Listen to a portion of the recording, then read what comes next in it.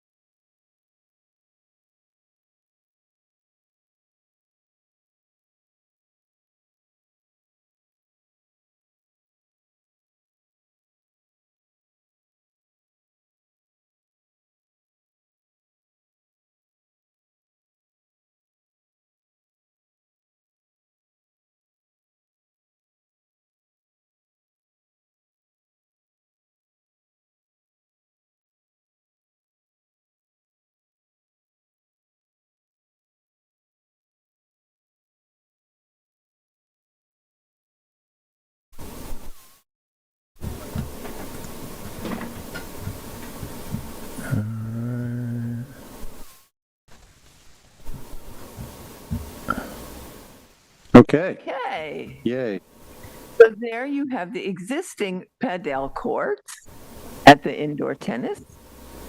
And these are the ones that are going to be reoriented slightly, take advantage of the sun. And Will, I think there's a picture of the Airstream. That's more of the courts. That's their position. Of course, all of us, nothing can be seen from anywhere. That's the little Airstream that's tucked in a corner. And next to it is, there's another picture. Next to it is a shed that you can't see because it's surrounded by shrubbery. But anyway, I was delighted to see how they are, keeping up with the times and improving the facility and providing new sports opportunities. And I thought everything was great. So unless anyone has any questions or comments, I'm ready to approve this. It's not even visible from a public. Yeah, You can't see it from any, no very one far can back see in it the from woods. anywhere. it's a huge benefit to the town. Yeah, that's great. It's really great. No comments, looks great. Chris, you're good? Yeah, they've got a very simple scheme for a snack bar out of a storage container. Where's that? There's a photo of it, I think, the There it is, yeah. Yeah, I just showed it. It's Pretty- behind all yeah. this. It's next to the Airstream. So everything looks perfect. We scroll down, what was the thing, the bottom right? so there's cold plunges and hot tubs and sauna. A little. Okay, That's all up on that up against the parking there in the top part of that site plan. Ask Tara if she wants to say. Ask Tara. Oh, Tara, would you like to say anything? I don't have anything to add. We're good to go. Okay, well, it's a wonderful project, and I would like to make a motion to approve this application as presented. Second, Second, Claire and Frank, all in favor? Hi. Aye, unanimously passed. Second order on change to commercial is Estee Restaurant, Suffolk County Tax Map number 300-50-1-13.1. This is 3 South Emery Street in Montauk. Chris, this is yours. Okay, we are, this is a project for a new restaurant building to replace a small single-story house that's on the site that just to the right of this view right there. You can see it in Montauk, a couple of doors down to the east of the IGA, across the street from a gas station and a freestanding retail building. There's the house that is on the site now that's proposed for this 2-story bar and restaurant building. It's part of the complex that you see in the background there, the white buildings, the resort that we reviewed and approved this past year. So it's a very similar materials palette that they're proposing. It's a cubic volume, white hardy board siding to match the 2-story condo blocks behind. Some board form concrete on the lower part and around some outdoor fireplaces on the facades. Big expanses of windows with black frames, similar to the black window frames on the main house. This view shows a little bit of a contradiction. The drawings are showing the elevation, the architectural elevations call out the stairs and columns as white with ipe treads and decking, and this rendering has them shown brown. We see that a fair amount, though. I don't know if the renderer just put the wrong color on it. It's not clear. Maybe we can get a little clarity on that. There you see the facing the east toward this existing swimming pool that's part of the compound. A couple of outdoor fireplaces. That's a narrow, essentially an egress deck walkway along there with a lot of exterior stairways for what I assume is egress. I don't think I don't know if it's access and egress from the roof and the second floor. let's see where you got there. You see some board form concrete. That's the little block that sticks out of the cubic main volume that has the entry to the restaurant, which juts into the parking lot. There's the street facade facing 27 Main Street. There's a row of existing plantings next to the street, the on-street parking, and then there's a sidewalk, and then the property. This property is right behind that. So what you're seeing here is some proposed plantings in front of the restaurant. There would be a curb cut. There's an existing curb cut for that little house. There'd be a curb cut slightly relocated to the west to access the parking lot. So it's in general, it's in keeping with the rest of the resort buildings that we've already approved. I think it would be useful. There you can see the parking area and its relation and the building's relationship to the pool. There is the rest of the resort buildings that are just below to the bottom of the page. Out of this view, it's not technically on that same site. Well, maybe, yeah, let's look at that one. Here you can see the location. The IGA is the big block there on the bottom right. And we've got Balsam Farms and then the parking lot. That's good. And you can see the gas station and the single-story retail beyond, and the restaurant on the other side of the swimming pool, the existing restaurant property across the street. So that gives you a sense of the context.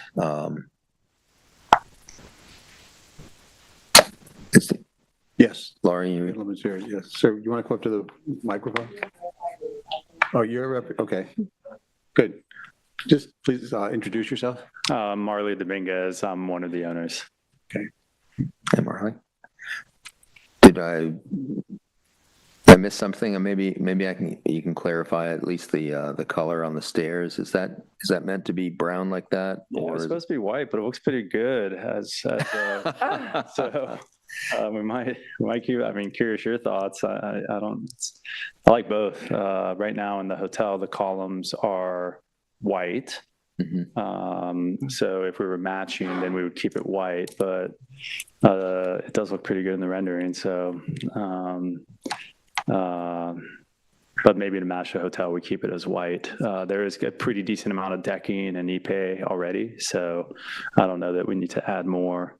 I also have learned from experience it's very hard to wrap a column in ipe, so maybe we will keep it white.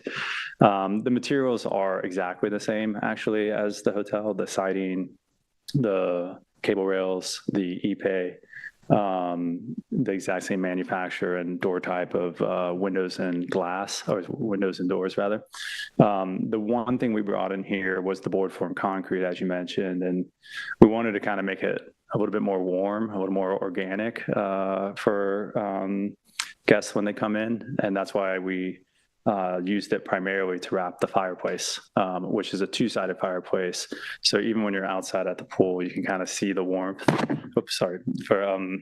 The goal was to kind of maybe extend the season for people. So like in a month like right now, where it's mid-50s, you still might want to sit outside, and you're staring right at the fireplaces. So maybe the placebo effect of feeling a little bit warmer, but that's kind of why we added that element. But aside from that, it is the same as the hotel. And there's not really any seating at the second floor because it's just a narrow walkway in front of there. Yep, so yep, it's just egress. It's more of a beacon, I guess. Exactly. Probably visible as you're driving west out of town. And you'll see it if you're sitting at the pool. Mm-hmm. So, what about signage? So the signage is in here. If you could go to the site plan. So we did something of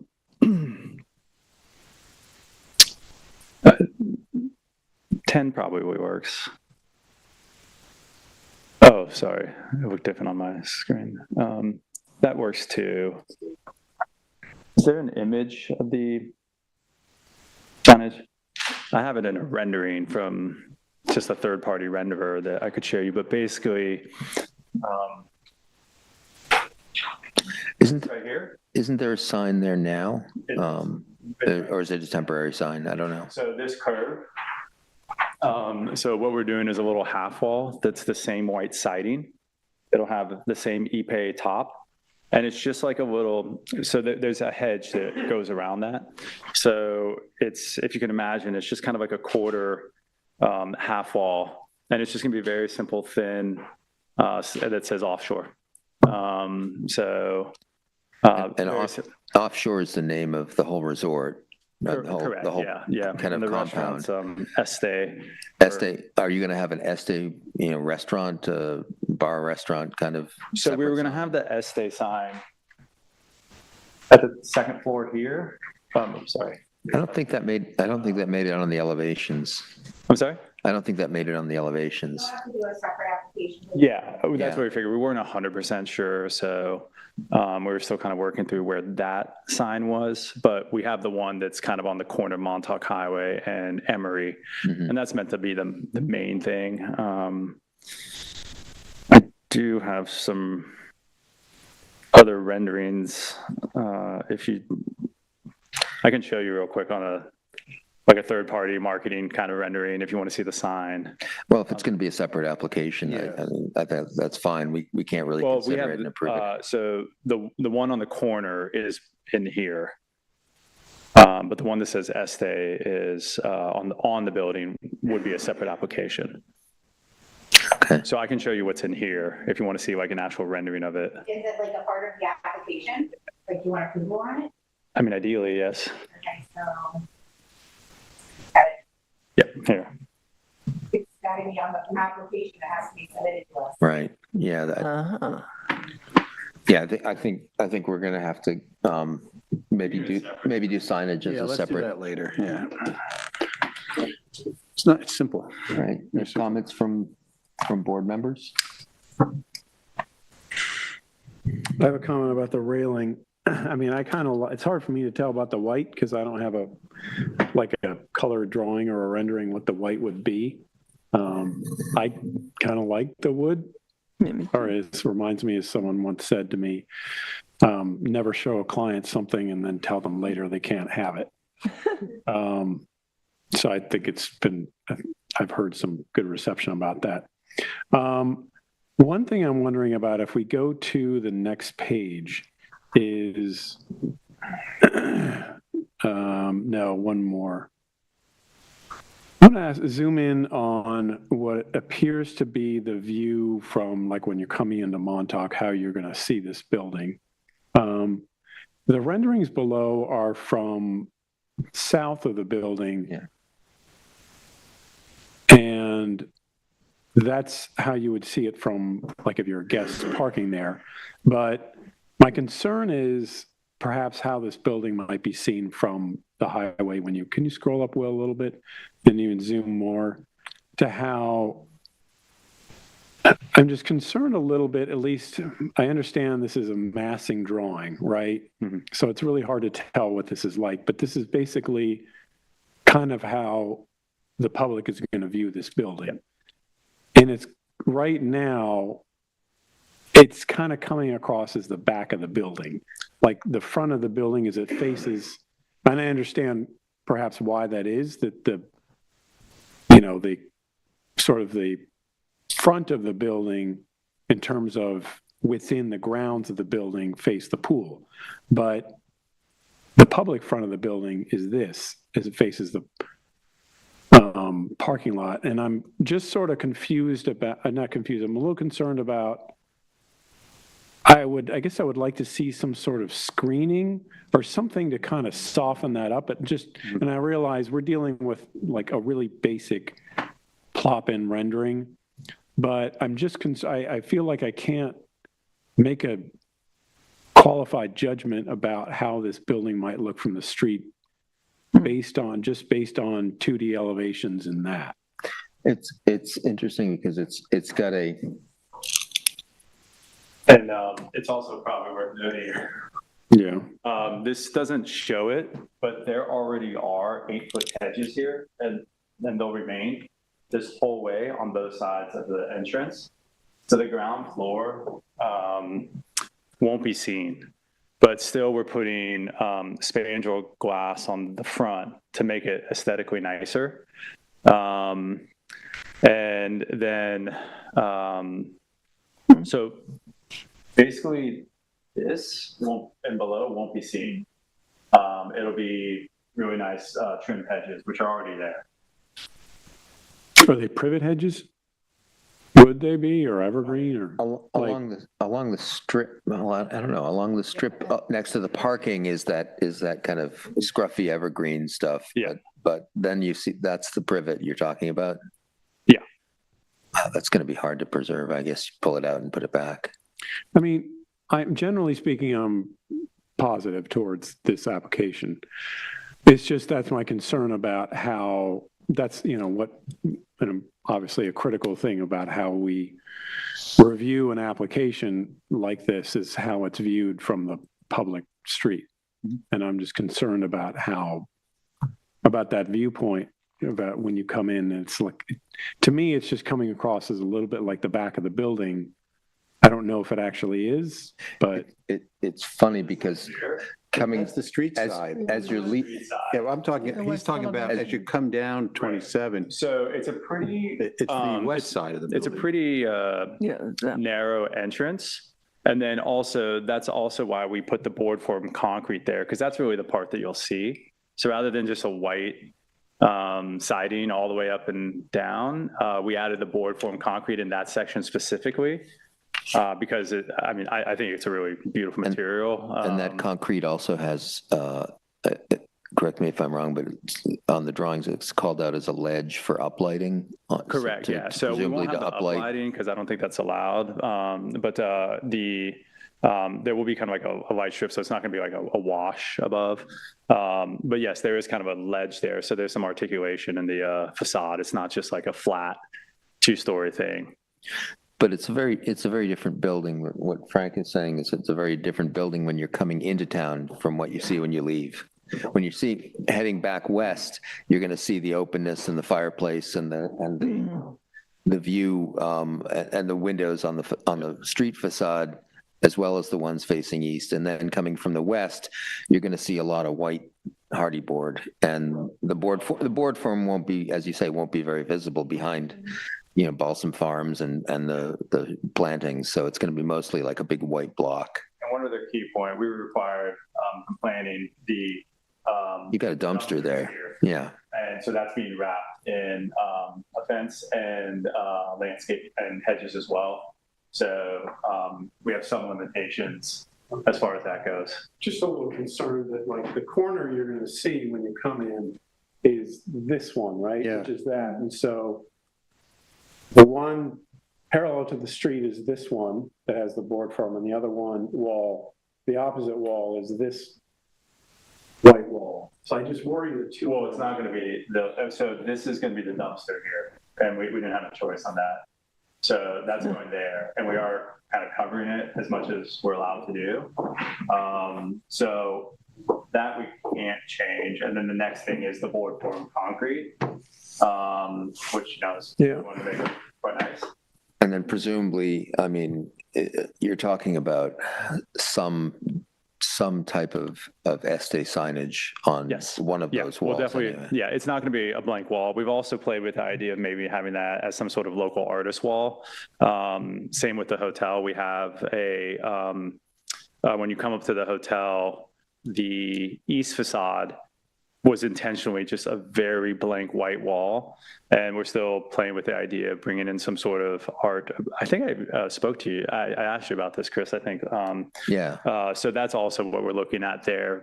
But no, it definitely won't stay blank. We'll do something nice there, signage or some sort of local art. Well, it's facing directly the winky smiley face of the Hero Beach Club. So. We're going to do the same one, different color. I mean, we may be, as a board, like, sort of stuck with this. It's all, due to decisions of the planning board. And I mean, it's an early judgment for me to make, but I'm a little disappointed that the planning board didn't consider this, that like what you see when you drive into Montauk is basically like the dumpster shielded in these walls. It does sit back a little bit. So the hedges will come to here and the dumpster's kind of here. So if you're driving in, you probably won't in reality see it. Or if you do, it's like a 2-foot glimpse. Well, but can you take a go back to that aerial 3D view with you can see the empty spot where the dumpster is supposed to be and placed. I think in this one, honestly, this is turned a little bit this way than in reality. I think it's turned just a little bit more. It's rotated a little more than what the rendering shows. That's true. And so what you're saying is there's fencing and the privet hedge along that little landscape strip in front of that dumpster spot. Yep. And where there's gaps, we'll fill it in on the hedges if we have to. We want it to be kind of a nice aesthetic. But I mean, that shows the blankness that Frank was talking about. And I think some kind of relief, at least with the sign on the second floor above the board form or something, or who knows? I mean, it might be a little bit confusing. You might get a lot of people trying to walk up to that dumpster door, thinking it's the entry, but because under the sign. I actually think a lot of people will come in this way through that easement that's here. Well, certainly not all your patrons are going to drive in, that's for sure, because there's not enough parking for that.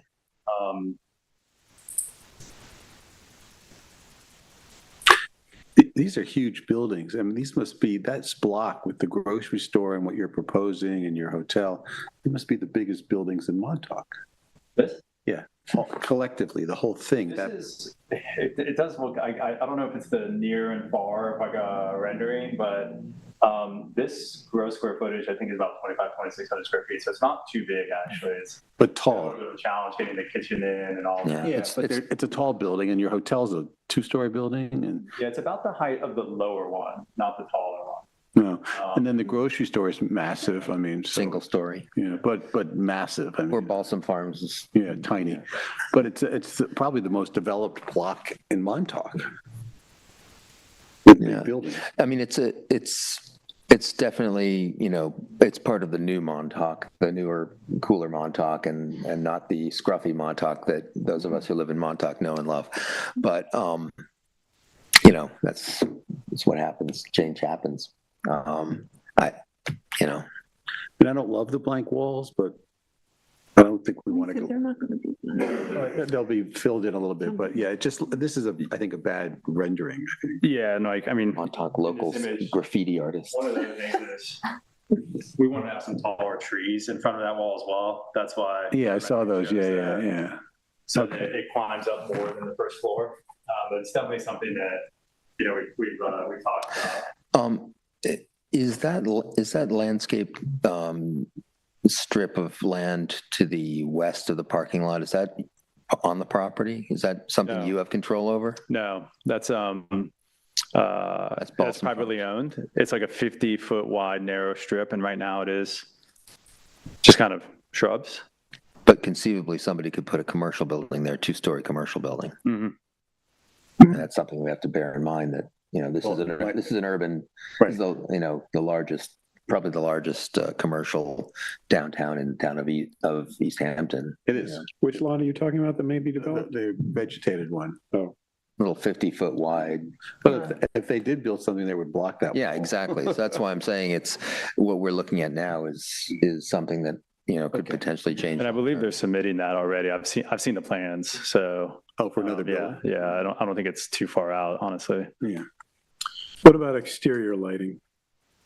There's the plans show those standard little black fin downlight parking lot lights. There are also some 5-foot posts, I believe. It's the same ones that we have on the hotel right now.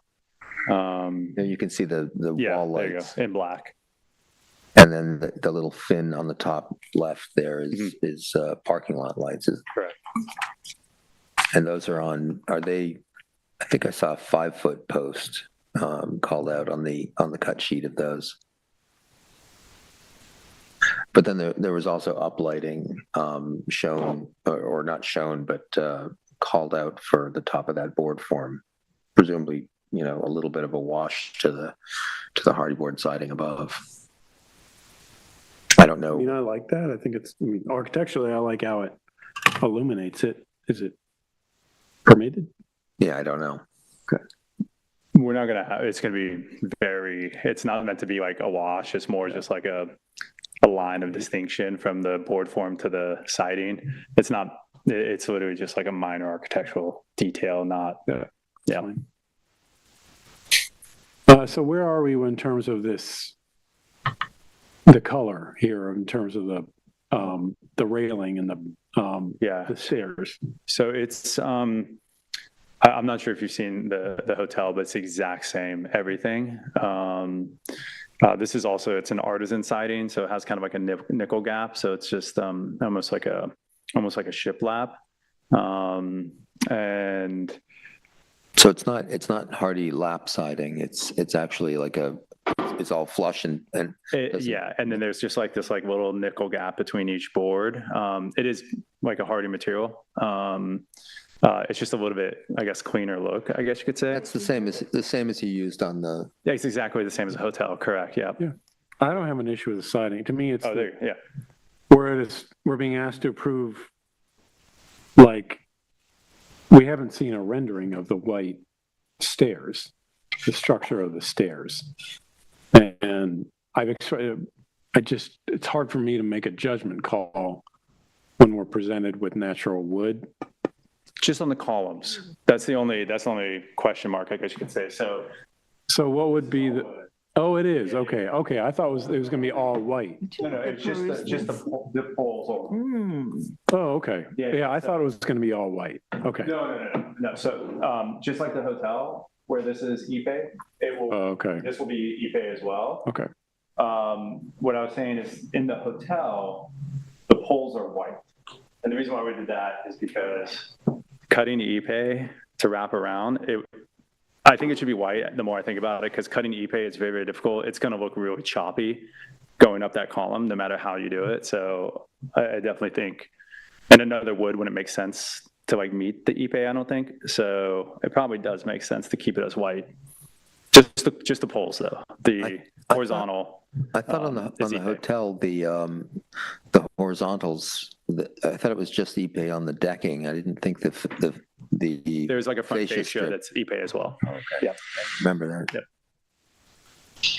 Can I ask, have you priced your board foam concrete? You're not going to come back with us with like great panels, are you? We're gonna do it. It's not gonna be cheap. It's expensive, but it looks great. I mean, I think it's like a pretty key point, particularly on the fireplace. It's very nice. Yeah. It's just a lot of people get approval and they love it, and then they send it out and get priced, and they're like, eh. That's why it's not everywhere. So I think that would be. Yeah. I think it's important though. I think it's important. Yeah. And I think on the hotel, if you see, I mean, we didn't really cut any corners, so we made sure it's built to last. We intend to hold for many, many years. Are we good? Okay. Clara, any thoughts? No, I think we already discussed everything. I think my only question would be for the west elevation for the board form concrete. Did you consider run it like all the way up so it's less of that white? The reason why we didn't, because then you go back to just like a single zero articulation, same color all the way up. Right. And that's like the main, that you actually see, like if you're standing in the parking lot. So we wanted to get some sort of like variation in it. So that's why we did it like that. And then also, whether it be art or signage, it kind of sets the top part apart. So that's kind of what we were thinking. Diane, good? I like it. Yeah, I'm fine with it. And the white column missing, right? Yeah. Okay. All right. I mean, the white columns are what's in the architectural. I mean, they're called out as white there on the architectural elevations. So I think that's it's already in the application. It's just a little confusion on the rendering. One last question. We don't want to come back and then see that they're like wall pennant. I understand that there's like a small vent, but what I don't want to see is come back and there's some like side mounted kitchen vent right somewhere on the building. So is everything getting vented through the roof? So for the most part, yes. On the roof, we do have venting for the fireplace, the elevator. But do you have a kitchen? We do have a kitchen. Where's that getting vented? So that's what the last part I was going to say. So the kitchen is in this section here. So right next to the dumpster. So that's why, and you see that's why we have that door there. That's mechanical and kitchen in that section. So the exterior venting is basically going to be between this wall that no one's going to see and the dumpster. So it's kind of the perfect location for it. Which it just calls to, well, I guess it speaks to the importance of probably something more than privet as a screening to that, because that's right along the sidewalk. Basically, you're going to be. So is that going through the wall of the board form concrete, the penetration? It doesn't have to, because that room extends to here as well. So it's here and here. So that's part of back of house as well, this wall, which is siding. Well, you want to take a. I mean, I would show the first floor plan. I would want to see it like there on the west elevation on the white board. I wouldn't want to see any kind of penetration coming through the board form Can you zoom in concrete. a little bit on Yeah. that? I don't think anyone would No, I want to agree. build I it agree. that way either. Yep. A little bit on the kitchen area there. So that's. So wherever your cooking is in your vent, you're going to want to vent it out somewhere on a wall. I mean, you're going to Don't have go up. mechanical equipment somewhere as well. I don't know if that. So the HVAC is actually going to be exterior right here. It's only 4 units. It's not particularly large. The hot water heaters are actually down here, electrical panels. And then we have some kitchen in here, actually. Was this approved by the planning board, like the condenser locations and stuff? I mean, I don't want to throw another agency of the government, of our government, but I just feel like, Could have been more. why did they put this all on the side of the Montauk Highway? Why wasn't this put on the other side of it? Well, you won't see. I'm not speaking to you. Yeah. Because, yeah, you can screen it, but why wasn't this asked to be put on the south side of the building away from the public view? I'll tell you the challenge we had and when we tried, and Lori can attest to this too. So we have a 20-foot easement to the south of this, and we really wanted to kind of put that stuff back there, but we don't get the same. We weren't allowed access from that. We couldn't plan as if though we had access there, because that easement is owned by a defunct.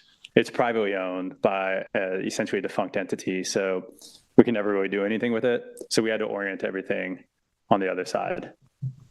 Even like parking turnarounds, and we couldn't even use the grass. Lori, as is that the a Montauk turnaround?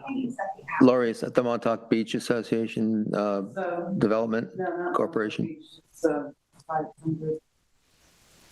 511 equities. I mean, aren't those are potentially for sale? If you, No, No. there's no owner. I guess you've The looked. funds organization, there Okay. was, but it's defunct. Yeah, my understanding for 30 or 40 years, it's been like that. Yeah. And it certainly doesn't look like a 20-foot wide alley. It looks like a backyard right now, Yeah. which is, Yeah. Agreed. I mean, I'm willing to maybe go with this. My just concern is we're resting, there's nothing issue personally. We're resting a lot of faith in the applicant that these details are going to be carried through, like in terms of screening, in terms of venting coming through, and just, I mean, I from what you're telling me, I have a level of comfort, but with other applicants, it's like hard to say because I don't have any hard information on what that is. Tell you two things. what are these 4 rectangles down below between the hotel and, what is that? That's part of septic. That's the Oh, septic yeah. field, so that's another reason you can't really put, I mean, Yeah, the ground is full with the septic and stormwater. The only thing I would say to your comment, Frank, is that I think so far in the hotel, we kind of did everything right and really spent the money from zinc roofs to more e-pay than I've ever seen. And we'll do the same here. This is not where we're going to suddenly skimp. Mhm. And I can tell you in our landscaping budget, we have 200,000 for hedges. So if we need to beef up the hedges, we will do it. Will, can you show the second floor plan?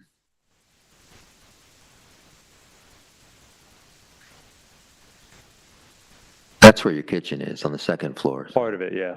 So if it's not going through the roof, it's going to go through the second floor sidewall, Just got to go through the roof.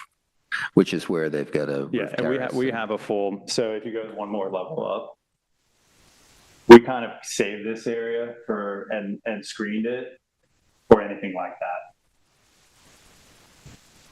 Seems you've thought of everything. I mean, this, Yeah, that, again- the parapet of that is up to the top of railing height, so that's a taller, Correct.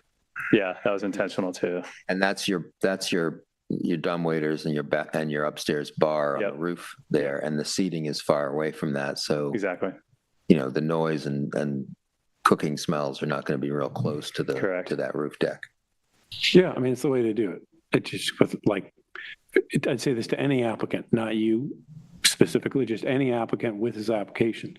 Like, just don't come back, like, or CO inspection, or come back to us with like a big, a big vent coming Big out. mushroom vent. We gave Exactly. those comments to Coming the out the Devon side, Yacht yeah. Club as well on their Yeah. architectural renderings that didn't show any kitchen. I mean, otherwise, it's favorable to me. Okay, thank you. So I think we're agreed. All right.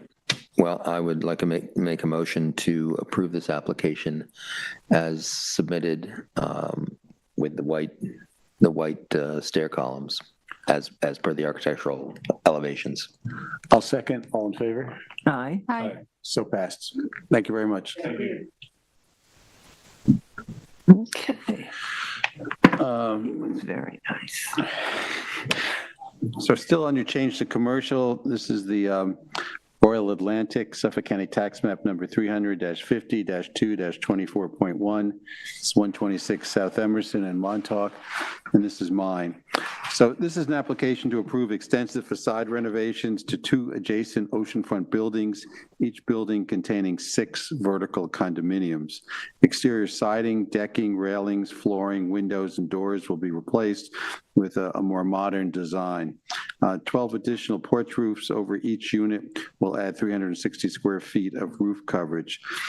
This is a welcome update for 2 buildings on the ocean in need of a lot of TLC. I'll let Chris DeSuno describe what they propose in more detail. Good afternoon. The project is essentially cleaning up the facades. We're going to change all of the windows to black Anderson windows. The siding will be essentially LP Smart Side, which is similar to like a Hardy plank, but it's actually a wood composite. It's pre-painted, and I think we have some photos of that stuff in our set. We're going to get rid of the glass block. We're going to include a screen wall in front of the porches because everyone keeps their beach equipment there that are staying in the place. So the idea is really just to clean up the facades.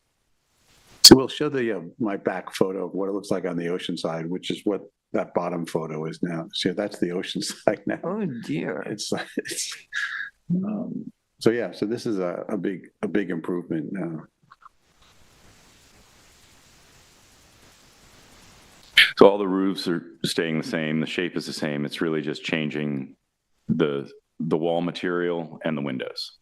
So you're 1 floor off the ground, so the first actual floor you use is kitchen, dining, bedrooms, and then That's right. And up. there is a bedroom in the front on the street side there that this Yeah, that window is window. the bedroom. And then where the big windows are, it's the living room. The big window is the living room, kitchen. kitchen. So they're very Exactly. vertical. They're like Yes. townhouses essentially. I have no issue with it. It's a huge improvement. Looks amazing. Frank, Sure. I don't have any objection. Chris? Looks fine. Yeah, looks good. Great. Okay. I'd like to make a motion to approve this application as submitted. Second, Second. Clara, all in favor? Aye. Aye. Aye, so passed. Thank you, Chris. Thank you very much. Yep. Moving on to fences, walls, gates, and berms. This is Suffolk County Tax Map number 300-91-1-20.1. This is 54 Northwest Road in East Hampton. Clara, this is yours.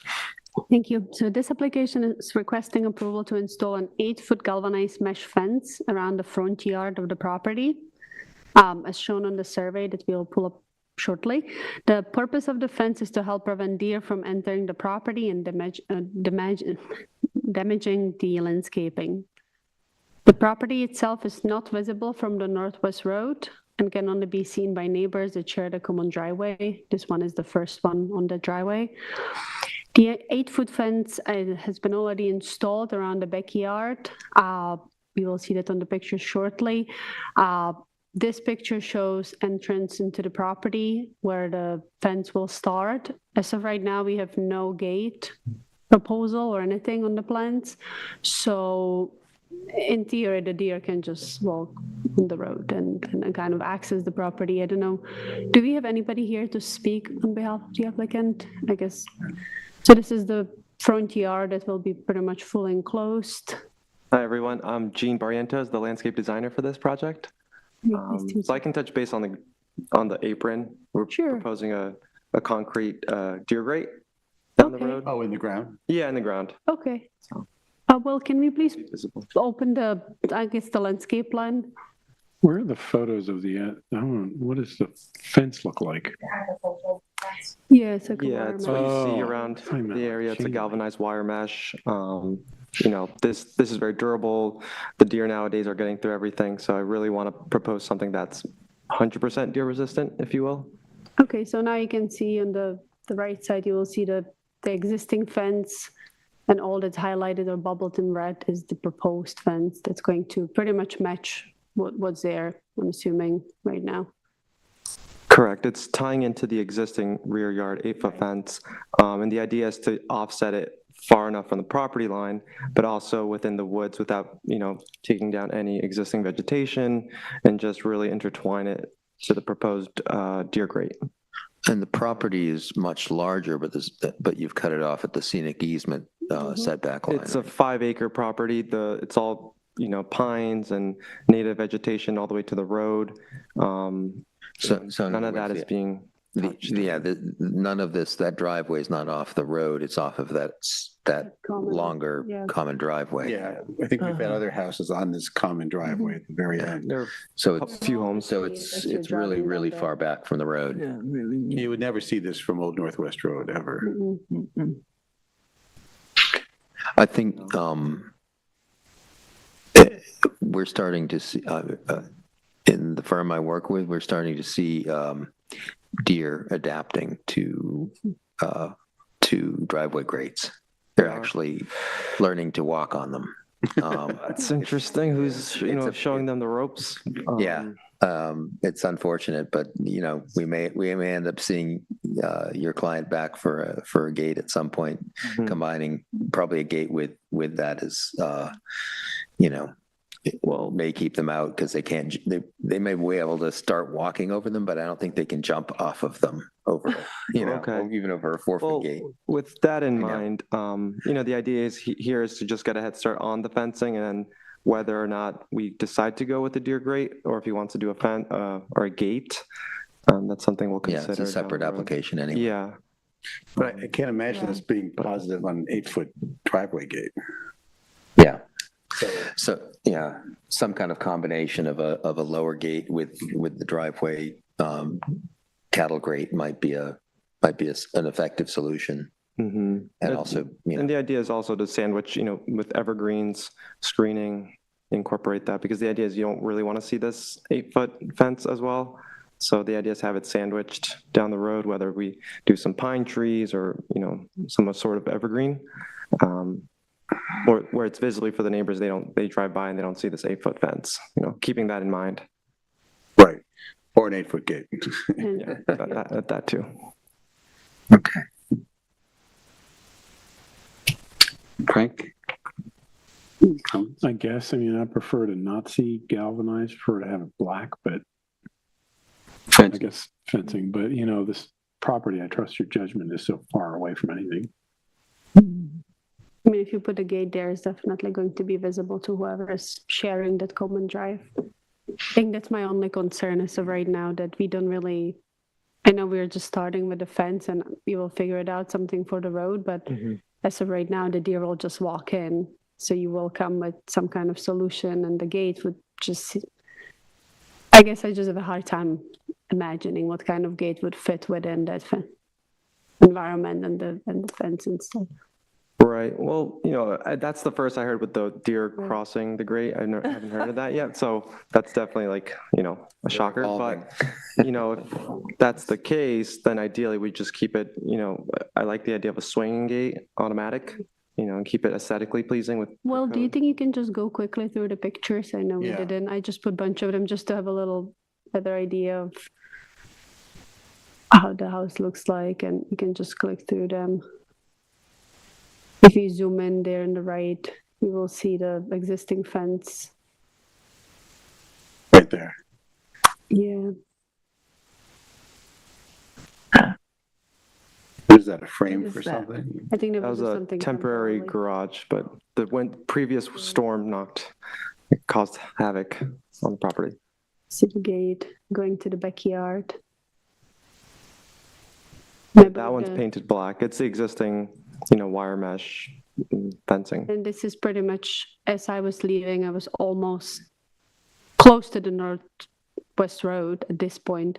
So I was taking a picture. So you can see the first left, you will be able to see if you, decide to put a gate there, even with that setback. So it will be visible. But it's nicely, wooded and everything. I saw Yeah, the your idea is to landscaping do was in progress things as well. So aesthetically pleasing and, How far is the current fencing from this common road? the current fencing, I want to say it's at least 50 feet on offset. So I think on the plan I'm proposing it more or less straight along that line. yep, I believe it was 50 something. I think I jog it a bit, but yeah, I know 50 feet. It's 50 feet is quite off Yep, the 50. main road or It's a reasonable Mhm. distance back, allows you the existing landscaping and any more that you do outside there to beef Which that is up a little. happening right now. I think you guys are infilling more bushes, as I was there a couple of days ago. we planted some white pines, temporarily pines, but down the road, if we need to add more pines, we will. And there's plenty of room for planting. As you can see, it's almost 5 acres, and this portion of it is also, I think, a little more than 1.5 acres. So it's Yeah, I plenty of room. don't really have a problem with it because it seems like this is exactly the kind of property that that the owners would probably want to increase their privacy with more planting. And you're already going to have a hard time seeing this, even driving down the shared driveway 50 feet back. Yeah, I think this is an unusual case because it's so Yeah. off the grid. It really is quite off the grid, and the deer fencing makes sense here, but we don't approve 8-foot deer fencing generally in other situations, so. It's also, he did raise a concern of, security. He wants, being that far in the woods, you want security at your home. So I feel like this is why I proposed You the really need a galvanized gate wire. because the cattle crossing, you can jump it. Yeah. Okay. Claire, you okay with it, or Yeah, Frank? I guess. Okay. Chris, Diane? Okay, I guess we're good. Understand. So Thank you. she'll make a motion. Okay, so I would like to make a motion to approve this application as presented. Seconded.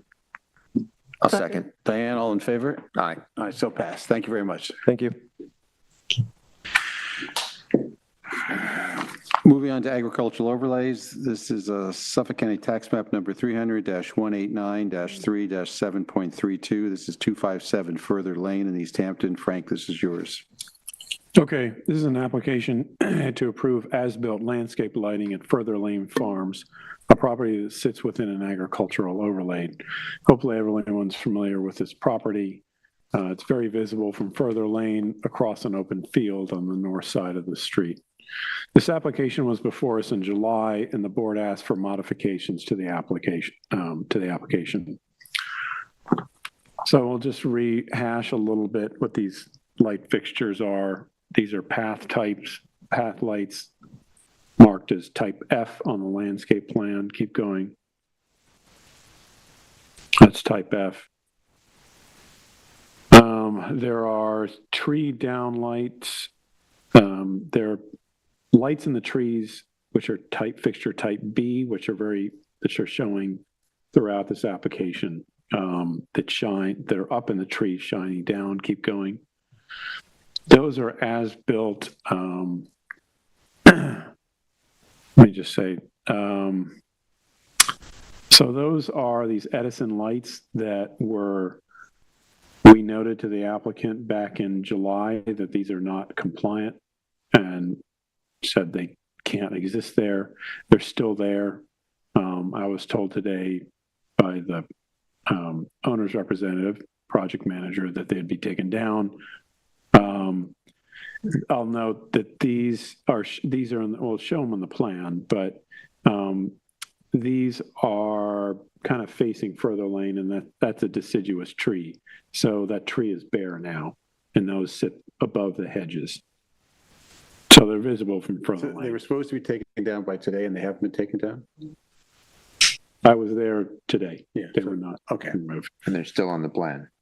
They've never been on the plan. Okay. They don't meet code. They don't meet zoning code. Keep going. There's just a view of some of the area where there will have some tree lights coming down. Fixture type B.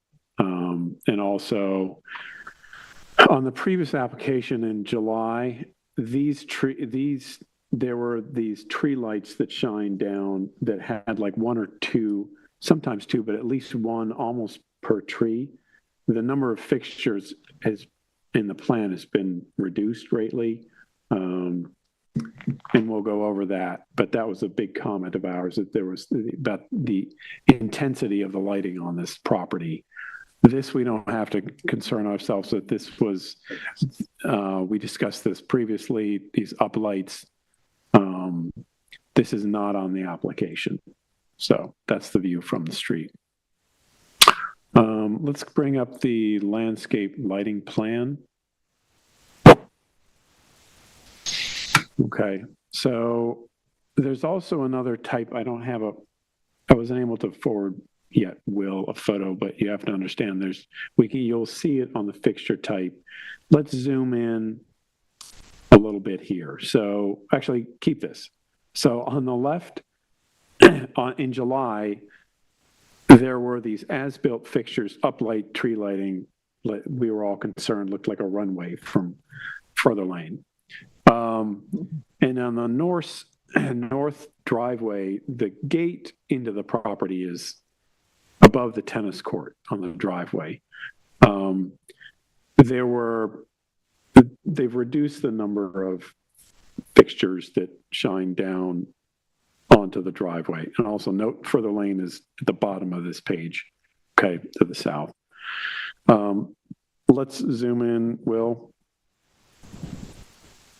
A little more. Keep going. Let's go to that pool cabana almost, just a little bit more.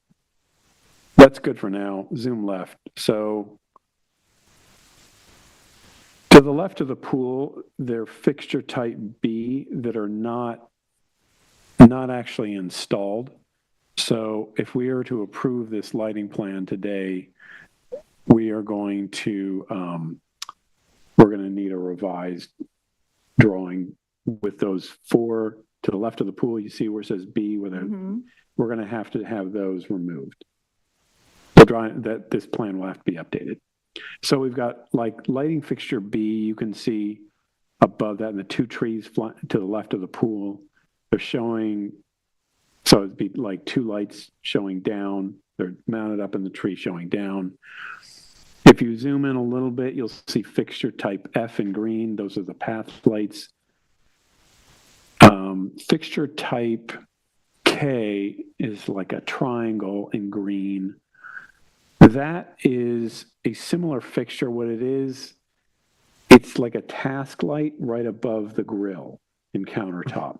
I don't have any issue with this. And just to let anyone know, the where it says T15 and it says 500 volts, those are transformers.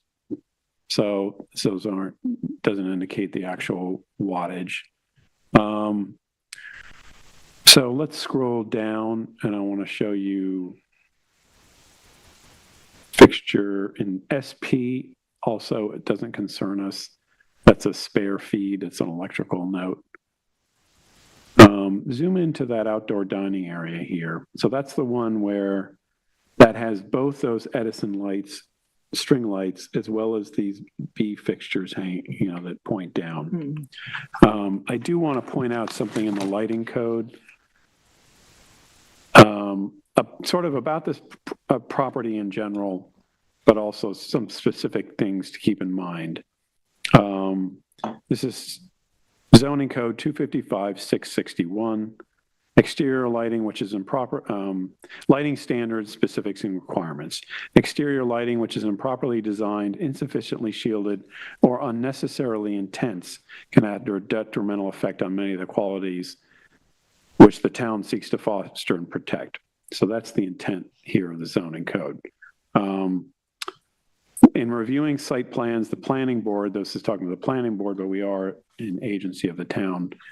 We are a board of the town, shall consider the impacts of any proposed exterior lighting on public safety, adjacent property, and the natural environment and the general appearance to the town. So we are in an agricultural overlay in these, it's a very public property. Section A of this, location of light fixtures, all exterior light fixtures should be located so as to minimize or avoid glare and adverse effects of exterior lighting on nearby properties, especially residential property. Section B, mounting height, light fixtures should be mounted at the lowest practical height. Subsection 1, the goal should be a mounting height no greater than 12 feet above natural grade, unless a greater mounting height is required by the nature of the use of the size of the structure, such as boat storage buildings, multiple dwelling units, and commercial garages, for example. So that is what the code is spelling out. So we've been asked to, let's go to the cut sheets. We'll first see, this is light fixture type B, which shines down from the trees. So it's like 2 5/8 and 6 inches long, and it shines down. It does appear, at least to us, at least from the cut sheets, to like minimize glare if it's pointed down. Keep going. Those are the path lights. I don't think anybody's going to have an objection to those. Keep going. There's going to be light fixture type J. I don't quite understand the difference between J and B. Those are what? We'll go over these. Okay. But if we could have some clarification on J and B, maybe it's just a mounting. And then the next one would be light fixture K. Keep going down. Yeah, there. What does that say about fixture K? Downlight. So K and J to me seem like the same. Maybe it's just different mounting. J, K, and B are all of the similar fixture type. I think it's just perhaps mounting. But that's what's before the board. What we have to consider here. Let's actually go back to the plan, and we just a few more lights to let you know. Like north of the house. Yeah, let's go to the right. Yep. So there were, by the way, there were a couple of fixtures at the bottom in the field. Scroll down a little bit, actually, from there. Yeah. In the bottom right, there were a couple of lights, but those have been taken off the plan. So go up. Those fixture type B in the trees really wouldn't be very visible from the street because the house blocks it. You might see some of fixture B in the, scroll up a little more, those two fixtures, but because those would actually be fairly visible. If they were visible is the question. So, so that's what we've been asked to approve here, the landscape lighting plan. Is the TV gone? The TV is gone. Yeah. What's the, did they specify color, temperature, and intensity of the light source? I believe, I mean, code requires it to be not in excess of 2,700. Right. I mean, we'd need to clarify that because it's hard because we saw earlier some of the night view pictures and it's hard to tell from that because it's so contrasty, but it's a very white light. It's not but that's a photograph and we really should go by a cut sheet. And Yeah, I mean, it does also raise the question, to what extent is this what we're approving versus, we can approve something that's 2,700, but someone could install something that's 3, right? Where does our authority end versus a building inspector? And the equivalent of a 40-watt bulb is not very bright. Right. So when we look at these photos, they all seem to be way in excess of 40 watts. So that's my concern. How do we evaluate that? Is it in the submittal material that they've submitted? Lamping requirements for these things. They haven't. I don't see any selections called out in terms of like finishes, and I mean those. It's sort of obvious what they are as built, but I'm not. There are no. Come on up. Will you zoom in on the lamps there? Yeah, there you go. Oh, there we go. 16. Okay. Darker we are, there should be some kind of inspection when the lights are on. Hi, I'm Andrew from Phil Kaufman Builder. I am the project manager. I believe the wattage and the color temperature is on the spec book, potentially on the first page. Looks like if you click right there.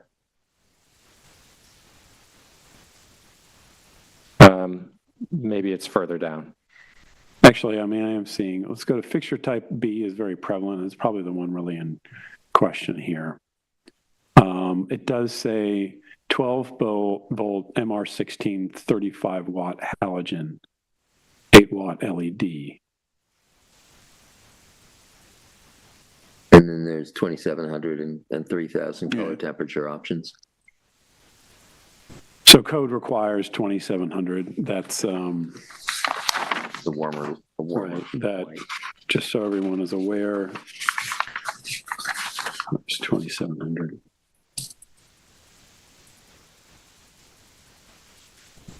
Sorry, it is in the code. If you want me to call it out, it's in the definitions on and also in.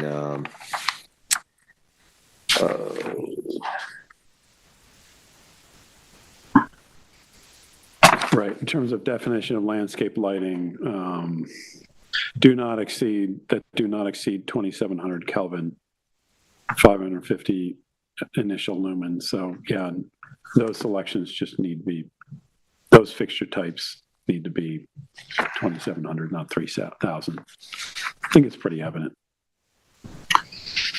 So what about the Christmas tree lights and the sycamores?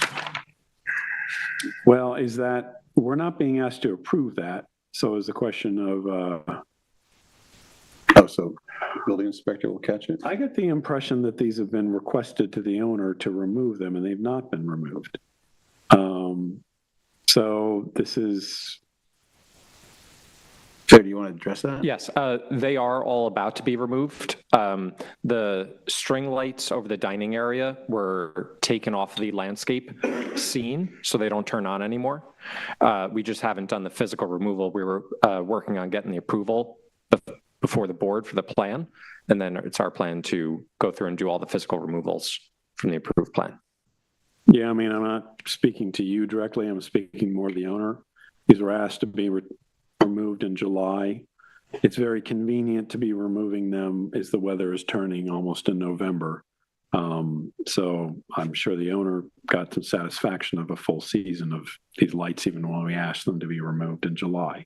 Oh, didn't the same thing happen with the TV? We asked the TV be removed, and then the TV was on Labor Day, and I think it was 4th of July weekend the TV was on, and the TV was removed during the summer, I think shortly after our July meeting.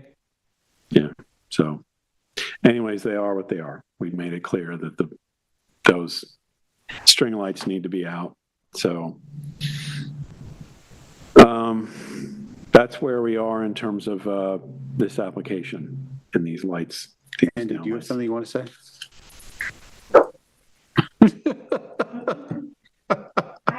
question. The landscape plan that we have, is that the most accurate? Like where each light is gonna go? So when I write this resolution, I know each light, what type, where it's gonna go? Yes, except for what Frank pointed out around the pavilion. There were those 4 type B fixtures that are not installed, so those will be removed from the plan. Okay. But everything else, correct, and they're not installed right now. So, Frank, Well, go ahead. oh. Go ahead. Well, now that it's getting dark earlier, I mean, I think the important thing is to see this in the dark lit. Yeah, I mean, that's I mean, we have a code. The concerns that come up for me with the lighting in the code is, I've already mentioned the 2700K, the 40 watt equivalent.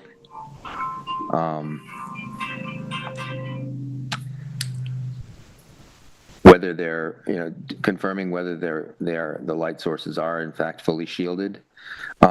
If the light source is visible across the property line, and if uplights are as close to trees as possible. Those are the things that I gleaned from the definitions in the code and the code provisions that, were earlier of concern.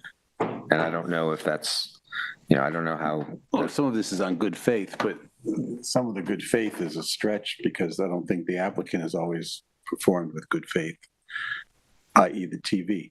I mean, why don't we schedule an evening visit to this place with all the lights on? That's the only way we're going to notice it. I think Frank visited the property during the summer, and the lights are the same currently, aside from the string lights, which have been taken off the system. So the plan that is before the board today is updated based on the markups that we received from the board. So what's being proposed here on the plan is very different than what you would see if you visited the house in the evening now. Wait, explain that. Meaning what's on the plan here is the reduced version based on the board's notes. And the work hasn't been. The work has not been done yet. I see. So this work will They're get waiting for done and then approval.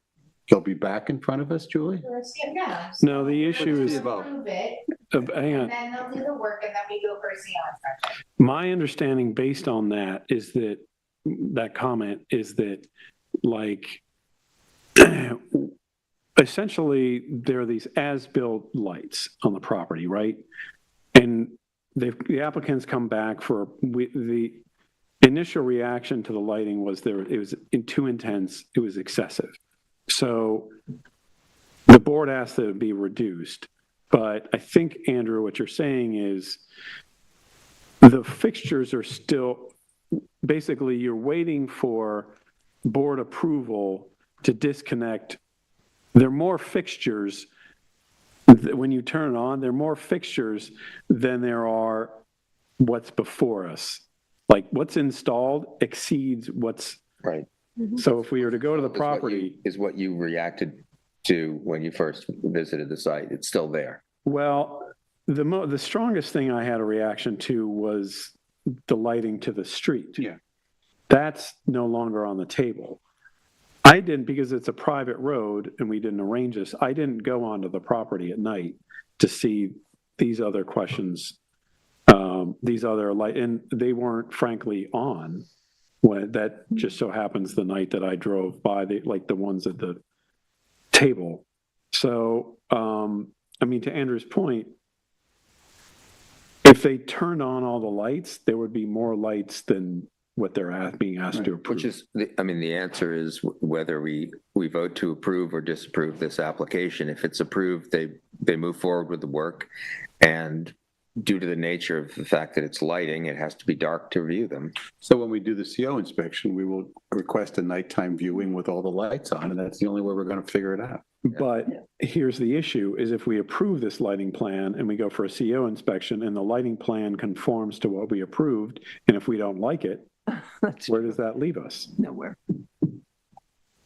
Well, there's still the code. If we don't like it, tough. If it's not, doesn't meet code, they're gonna get busted. That's basically the way it's going to have to fall, because if something is shining across the property line visible, they're going to have to get called on that by the building Yeah, department. okay, so this is like round But two. it says here in the code, all exterior light fixtures shall be located as to minimize or avoid glare and the adverse effects of exterior lighting on nearby properties, especially residential.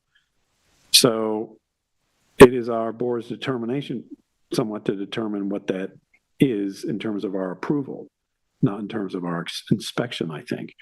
So, I mean, my reaction, so a couple of comments on this. One is, I'm not so concerned about the design of these fixtures in terms of their glare, because the light source versus the barrel that it's coming down from, it's unlikely, unless you're shining it in a certain direction. If you're shining it down, you're unlikely to see the actual light source.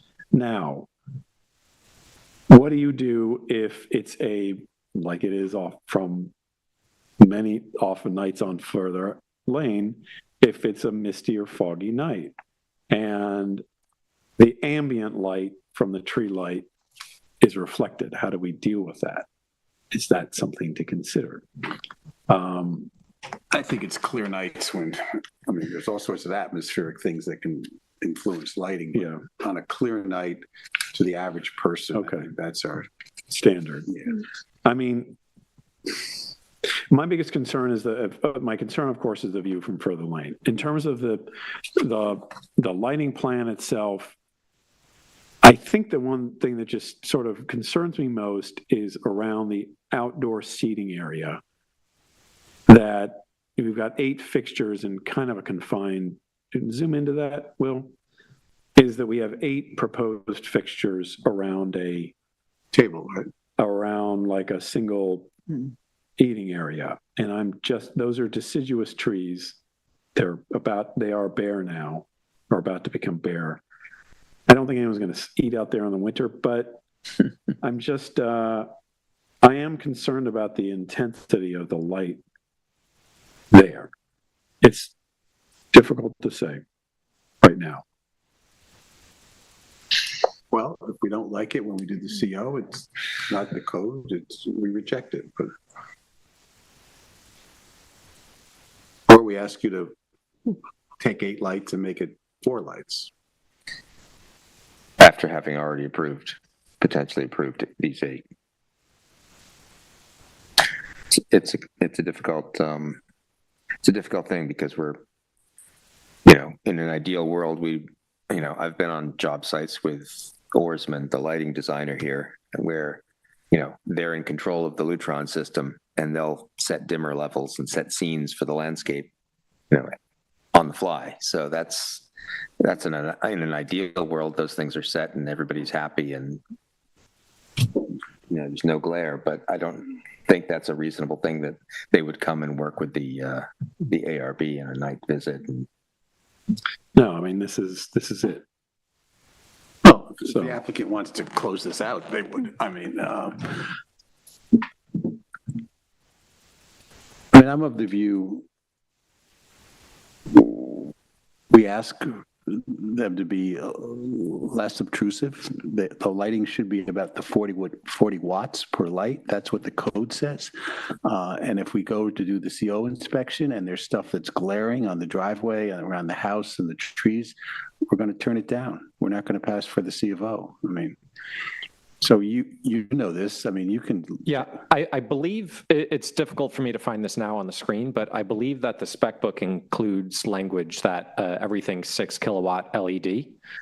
And just an aside from this, the reason we're seeking, why we're going through this process this way is just a little bit of a logistical issue with the owner, that we're looking to get approval from this plan, give them a price to decrease the lighting. Okay.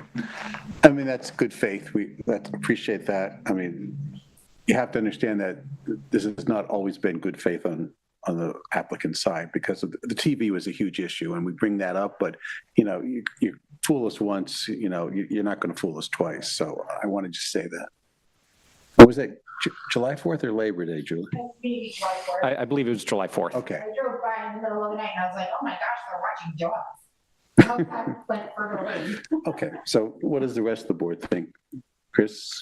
I think, I mean, if properly executed, I don't have an issue with the plan, except for needing to be updated just for the record, for those 4 fixtures that are not going to be installed at the pavilion by the pool. So that just administratively, for the record, we need that. But I would, I think the onus is going to be, if we approve this plan, I think the onus is going to be on the applicant to make sure that the code provisions of fully shielding and not being visible across property lines is upheld. So that's a code issue. And it was what was fueling some of our concern initially. So I think that's, it's an ongoing concern. There's no way we can really evaluate just the plan. But you're right, Frank, the fixtures do look, the barrel is potentially shielding them unless they're pointing out, unfortunately toward a property line or toward the road, which would be just a bad move. And we'd have to ask them to, or the inspector would have to ask them to move it. I think our caution is because this is such a unique property and it's so visible. And, the last thing we want it to look like is, an amusement park or It's a very distinct open field on further lane, which is becoming more and more closed. There's nothing else like it. I mean, which is a fantastic thing. I think that's it's so unique. And the lighting is important. It's really important. Well, they enjoy having their house plopped in the middle of this gigantic field. That's a very, desirable place to be. So, Clara?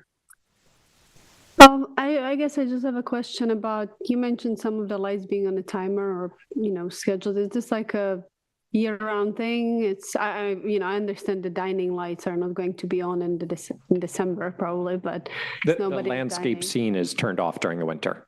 Okay, so it's really just like a summer season period. That's correct.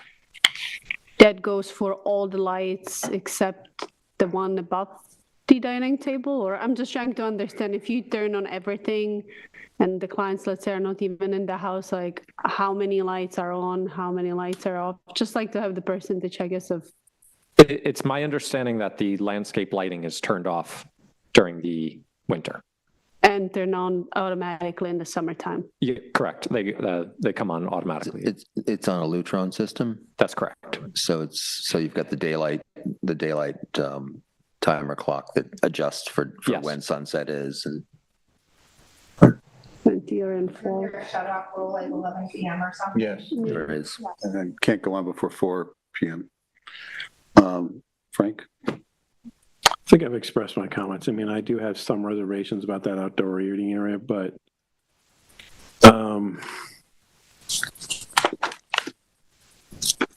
if we drive by and those outdoor lights are on next June and those sycamore trees, we will not be happy.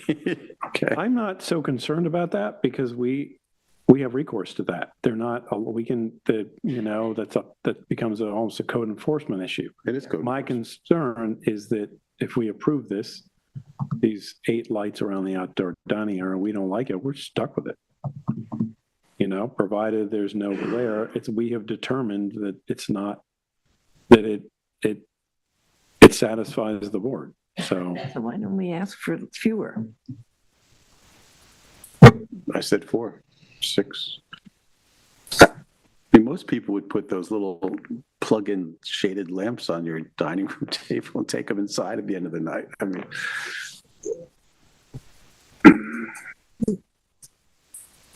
What do you think? Those may have been reduced already since July. From potentially 2 in each tree to 1 in each tree. So I think that was already reduced. There's 2, 4, 6, 8. Okay, so that's 8 lights. So there were 16 lights? That's correct. Yeah. Now, I mean, not that these things can't be changed, but again, being on a Lutron system, these are all dimmable. And, problem is we would hope that they wouldn't want, intense bright light in a romantic outdoor dining setting like this, but there's no guarantee. Dark out and you want to eat, you got to see. So, Hang on, the landscape lighting plan from dated June 3rd was showing the same number of fixtures for that. My apologies. It's okay. 8. So to me, that's the only question of the board. Are we okay with 8 or do we want to ask for more reductions? Yes. Andrew, what do you think about 4? I think, Okay. not to, but yeah, okay. I'd say 4 fixtures around it, revise the lighting plan. So we're going to need a revised lighting plan for record of showing 4 fixtures around the outdoor dining area on the south side and showing no fixtures at the pool pavilion. Yeah, I'm remembering now that pool pavilion is a previous pavilion that was there. So we demolished that and constructed a new one. That's why those made it on there. Does the board have a preference as to which of those trees around the dining area were to have the fixtures? I think that's up to you. I think it's up to the lighting I mean, they're designer. going to want to see to eat. So you guys, that's what your job is. Understood. Yeah. Okay. Yeah, it's up to. Oarsman's going to place those where, a place that looks per their design, I would imagine. Okay, well, I'd like to make an application to approve the application as presented, with the exception that the outdoor dining area on the south side of the plan has 4 fixtures, 4 B fixtures instead of 8 as proposed, and that the a part of the approval is conditioned on the receipt of a revised lighting plan showing those number of fixtures at the outdoor dining table and no lighting fixtures at the pool pavilion. Do I have a second? I second. All in favor? Aye. Aye. Aye. Okay, so passed. Thank you. Thank you so much. Certificate of occupancy. This is Suffolk County Tax Map number 300-38-4-1 and 2, 28 Maidstone Park Road in Springs. Clara, this is yours. Chris, this is yours. I'm sorry.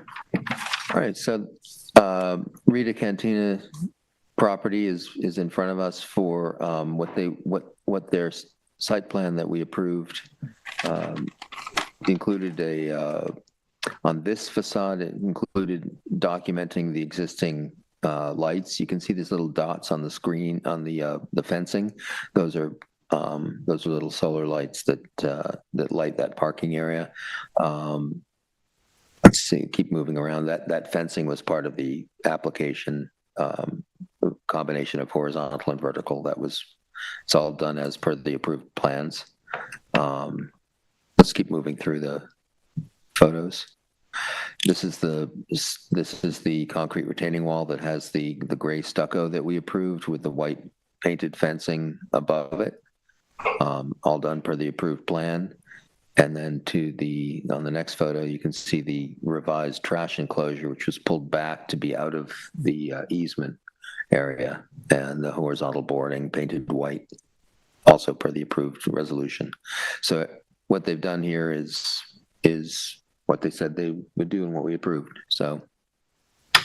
Oh, good. Look, it looks Okay. much better. Yeah, it's cleaned up well. Yeah, it's cleaned up nicely. So I would make a motion to instruct staff to notify the building department that this applicant has satisfied the conditions and substantially conforms to the ARB approval of the resolution dated February 26, 2025, and a C of O can be issued. May I have a second? Second. Okay, all in favor? Aye. Aye. So passed. Moving on to Beachcomber Limited. This is Suffolk County Tax Map number 300-48-8-22.1. This is 727 Old Montauk Highway in Montauk. This is mine. So this is an application to proceed to a C of O for deck and railing replacement in one of the 4 buildings that make up a co-op called the Beachcomber. And this is the unit we're looking at, the 400 unit. IP decking has been installed on all of the ocean-facing covered porches, which are in that sort of recessed area and then above. Both floors and the railings replaced in kind where necessary, and those are the railings. So we're looking out from one of the units. This project dates back to 2020 with an extension of time granted by us in 2024. This is an exceptionally well-maintained complex with great attention to every detail, including this work that was just completed. I see no reason not to approve this application. Comments from the board? None. Lori, anything you'd like to say? Okay. So I'd like to make a motion to approve this application for a request for a CFO and instruct staff to notify the building department that this is ready for a CFO. May I have a second? Second. Diane, all in favor? Aye. So passed. The last item of the evening was administratively withdrawn, but I'll read it into the record. It's Suffolk County Tax Map number 300-126-1-14.24. This is 12 Green Tree Court in Amagansett, and we will visit this at a future date. Could I have a motion? I'd like to make a motion to close the meeting. May I have a second? Second. Chris, all in favor? Aye. The meeting is closed at 5:40. Thank you all. Thank you, Matt.